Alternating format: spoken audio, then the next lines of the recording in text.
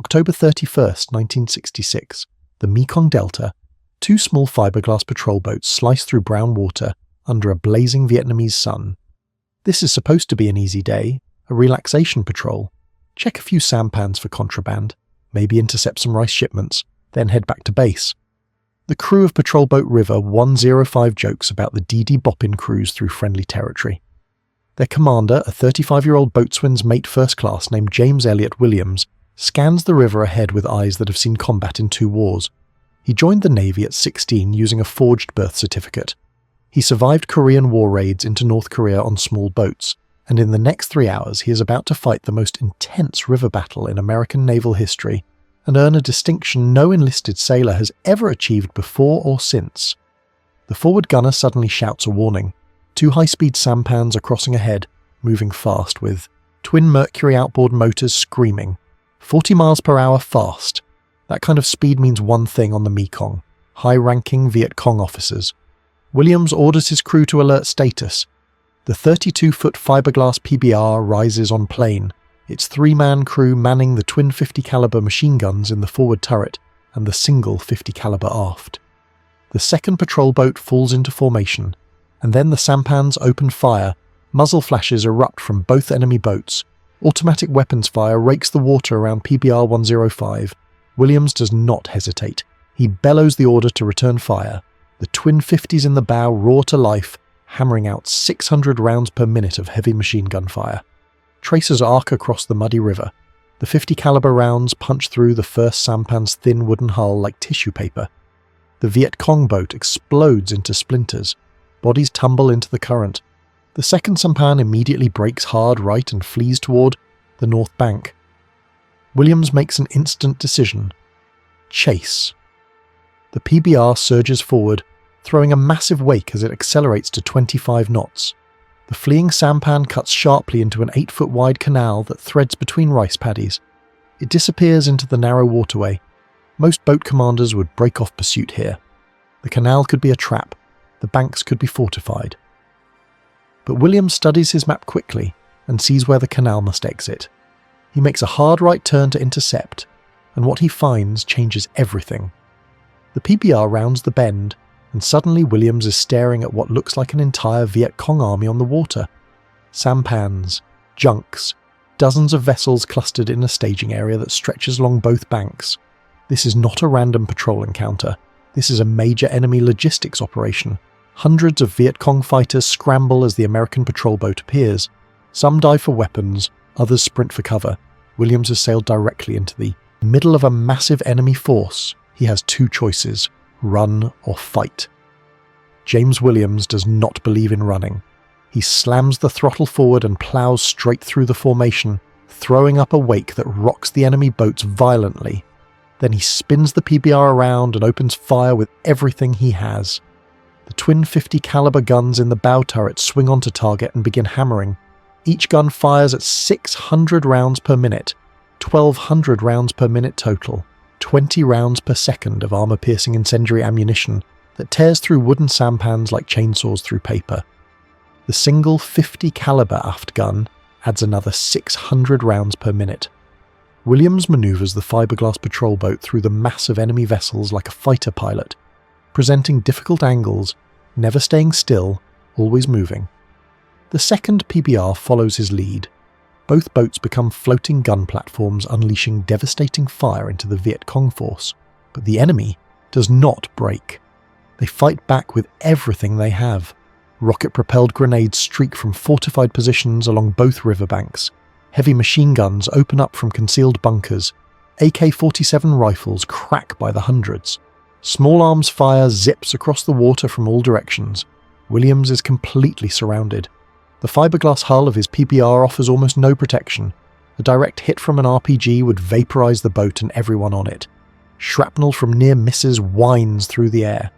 The forward gunner takes a hit but keeps firing. Williams feels impacts as fragments tear into his shoulder, chest, side, and head. Blood runs down his face. He ignores it.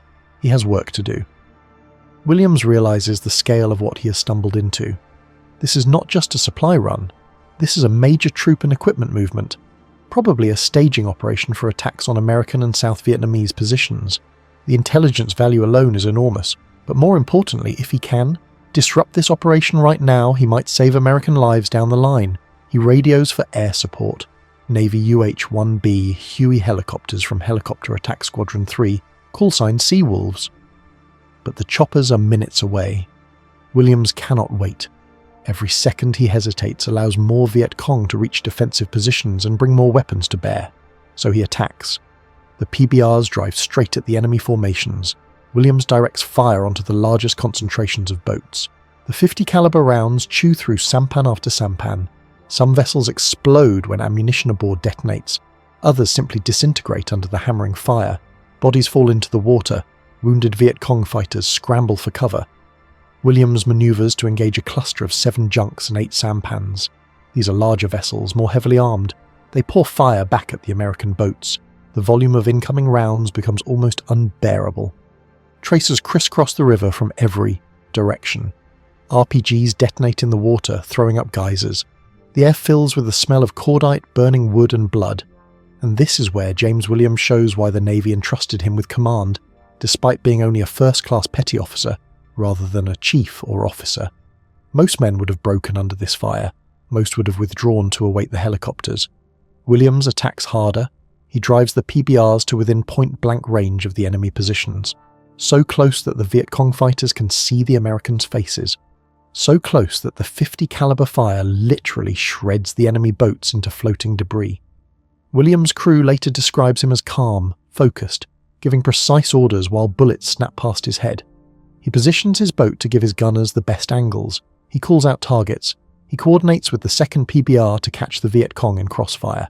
And he destroys boat after boat after boat. But here is the critical thing that people need to understand about this battle. Williams is not just fighting boats. He is fighting a numerically superior force with better positions and heavier weapons. The Viet Cong have fortified bunkers along the riverbanks. They have heavy machine guns. They have RPGs. They have the advantage of cover while Williams' boats are completely exposed on the water. By every tactical calculation, the Americans should die here. 2 small patrol boats with 4 men each against hundreds of Viet Cong fighters in prepared positions. The odds are catastrophic, and yet Williams refuses to accept those odds. He uses speed, aggression, and superior firepower to turn what should be a massacre into a rout. The battle has been raging for over an hour when the Seawolf helicopters arrive. 2 UH-1B Hueys equipped with forward-firing rockets and door-mounted machine guns. Williams immediately takes control of the air support. He marks targets, he coordinates timing, he sets up the attack runs. The helicopters scream in low over the river, rockets rippling from their pods. Explosions blossom along the banks where the fortified positions have been hammering the PBRs. The Seawolves make pass after pass, their door gunners raking the enemy formations with M60 machine gun fire. Williams uses the helicopter attacks to press his advantage. While the Viet Cong are focused on the aircraft, he drives the patrol boats in even closer and pours fire into the remaining vessels. Darkness begins falling.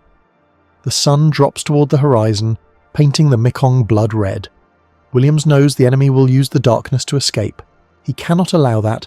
Every boat that gets away might carry weapons to kill Americans another day. Every fighter who escapes might plant a mine that destroys a patrol tomorrow. So Williams makes a decision that his superiors will question for years afterward. He orders the searchlights turned on. The powerful beams blaze out from both patrol boats, illuminating the carnage.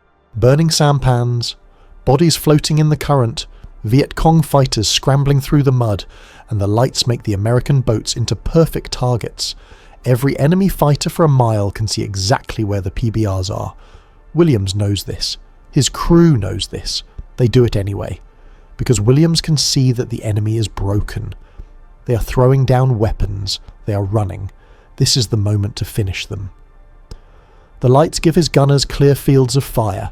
The 50 calibers track from target to target, methodically destroying the remaining vessels. The Viet Cong attempts to concentrate fire on the searchlights fail. The volume of American firepower is simply too overwhelming. The second phase of the attack with helicopter support lasts another hour. Williams drives his boats through the devastation, hunting down fleeing vessels. The ammunition supply on the PBRs drops dangerously low. Williams has been wounded multiple times by shrapnel. Several of his crew members are hit. The boats themselves are shot full of holes. The engines are running rough from the sustained high-speed maneuvering, but Williams does not break contact.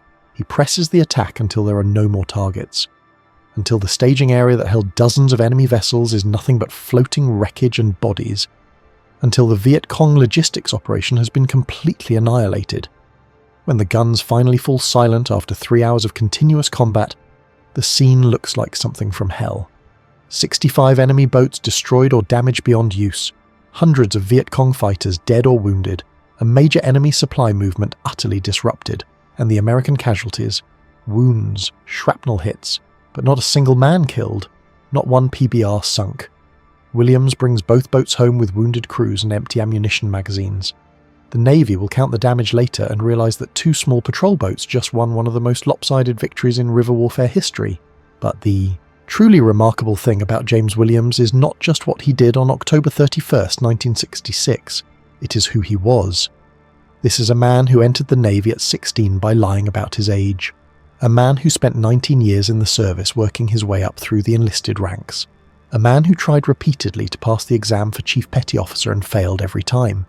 A man who was planning to retire after 20 years because he figured he had given all he could give. And then Vietnam happened, and Williams saw his chance to show what a senior enlisted man could do. He volunteered for river patrol duty. He took command of PBR 105, and he became the most decorated enlisted sailor in the entire history of the United States Navy. The Medal of Honor comes first. President Lyndon Johnson presents it to Williams on May 14, 1968 at the Pentagon.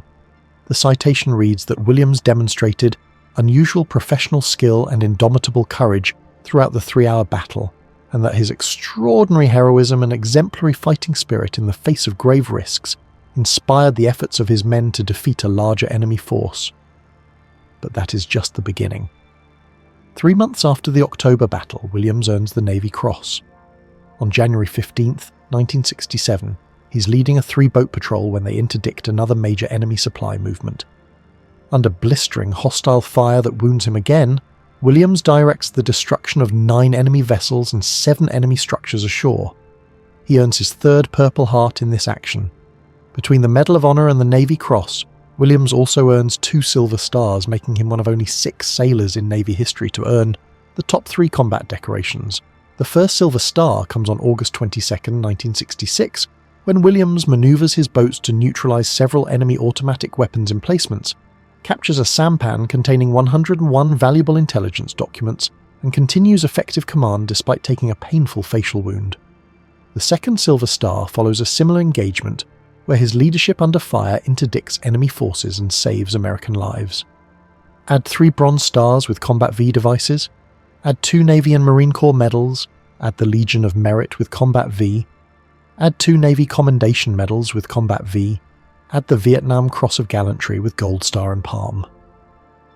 By the time Williams retires in April 1967, just 1 year after arriving in Vietnam, his chest carries more ribbons than most admirals accumulate in entire careers. And here is something that makes Williams even more remarkable. Between the award of the Navy Cross in January and his retirement in April, Williams performs another act of heroism that earns him one of those Navy and Marine Corps medals. On January 9, 1967, the Navy dredge Jamaica Bay strikes a mine in the Mekong Delta and begins sinking. Williams races PBR 105 to the scene. He finds survivors in the water fighting the strong ebbing current. He personally supervises the rescue of 7 men. Then someone reports metallic tapping coming from inside the sinking hull. A man is trapped below deck. The ship is going down fast. Williams does not hesitate. He dives into the murky water, swims through a hatch into the flooding vessel, finds the trapped sailor and pulls him to safety. This is not combat heroism. This is just who James Williams is. He saves people, he does the job, he serves. The Navy wants Williams to stay after his heroics in Vietnam. They offer him a promotion to Chief Petty Officer, the rank he could never quite achieve by examination. But Williams has already accepted a job with the United States Marshal Service in South Carolina. He retires from the Navy in April 1967 after 20 years of service. He works for the Wackenhut Corporation briefly, then joins the Marshal Service in 1969, eventually becoming the United States Marshal for South Carolina. He also serves as an instructor at the Federal Law Enforcement Training Center in Georgia. and works at Marshal Service Headquarters in Washington, D.C. until his retirement from federal service.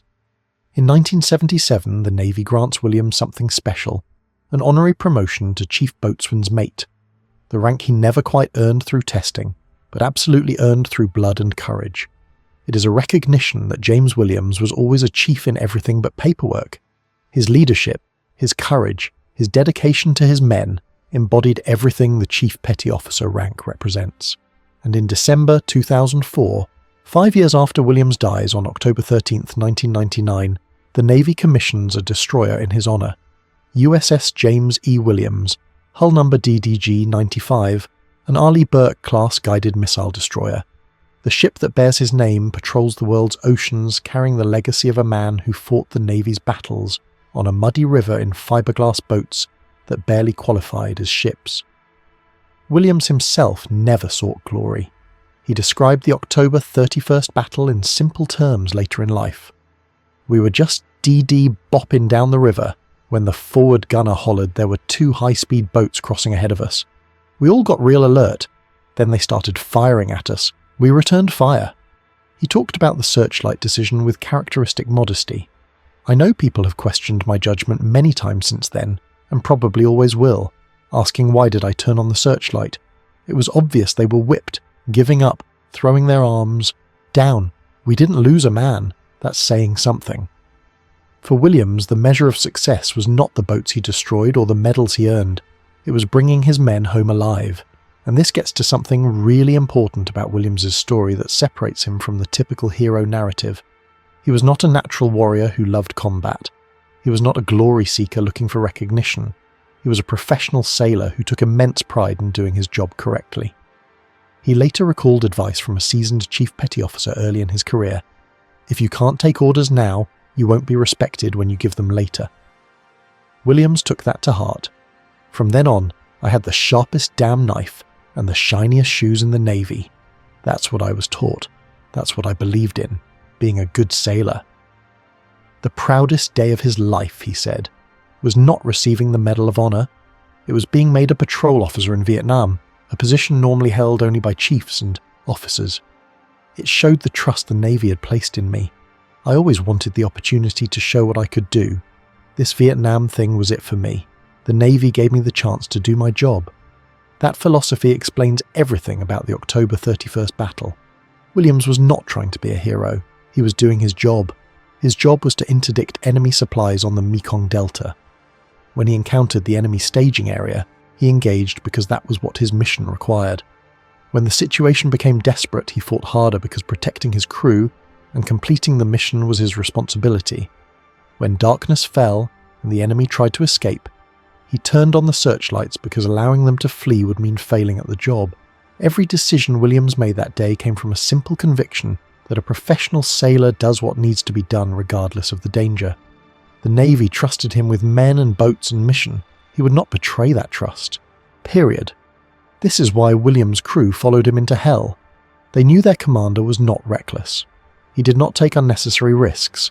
Every aggressive move Williams made during the 3-hour battle was calculated. He used speed and maneuverability to offset numerical disadvantage. He concentrated fire on the most dangerous targets first. He called for air support to neutralize the shore positions. He coordinated with the 2nd PBR to create crossfire effects. When he turned on the searchlights in darkness, it was not bravado. It was recognition that the enemy was broken, and the lights gave his gunners the advantage they needed to finish the job. Williams had the presence of mind not to endanger friendly villages, even in the chaos of combat. He ensured the risk was calculated and that surprise was on his side before committing to action. This was not a berserker charging blindly into battle. This was a master tactician using every tool at his disposal to achieve overwhelming victory. The after-action reports from the October 31st battle revealed just how overwhelming the victory was. 65 enemy vessels destroyed or captured represents a staggering blow to Viet Cong logistics in that sector of the Mekong Delta. Each sampan or junk carried weapons, ammunition, rice, or fighters. Destroying 65 boats in one engagement meant hundreds of AK-47s not delivered, thousands of rounds of ammunition denied to the enemy, tons of rice that would not feed Viet Cong units. The personnel casualties inflicted by Williams' patrol disrupted enemy operations for months, and perhaps most importantly, the American aerial observation that confirmed the scale of the enemy movement provided intelligence that allowed follow-up operations. Williams had not just won a battle, he had unraveled an entire enemy operational plan. The Navy recognized this immediately. Williams' superiors promoted him to patrol officer after his first actions in August 1966, placing him in charge of 2 PBRs despite being only a first-class petty officer. This was unprecedented. Patrol officer was an officer or chief billet. Giving it to a first class showed how much faith the Navy had in Williams' abilities, and Williams rewarded that faith repeatedly. 3 weeks after his first Bronze Star action, he earned a second in similar circumstances. Then came the Medal of Honor action in October, then the Navy Cross action in January. In less than a year, Williams had established himself as the most effective river patrol commander in Vietnam. His tactics became teaching points, his leadership became the standard, and his courage became legendary. But Williams never let it go to his head. A retired Rear Admiral who commanded Williams in Vietnam said after his death, "Willie did not seek awards, he did not covet getting them. We did not seek to make him a hero. The circumstances of time and place and the enemy's presence did that. I know, through personal investigation of each incident, that he never placed his crew nor his patrol boats in danger, without first ensuring the risk was calculated and that surprise was on his side. He always had the presence of mind not to endanger friendly villages. He inspired us all, junior and senior alike. It was my greatest honour to have served with the man who truly led us all with his example of unselfish devotion to duty." That tribute captures the essence of James Williams. He was not trying to inspire anyone. He was trying to do good work. He was not trying to lead by example. He was trying to execute the mission. But in doing those things with absolute professionalism and courage, he became a leader that both junior sailors and senior officers looked up to. Williams showed that rank is not what makes a leader. Character makes a leader, competence makes a leader, courage makes a leader, and caring about the people you serve with makes a leader. Williams had all of those qualities, in abundance.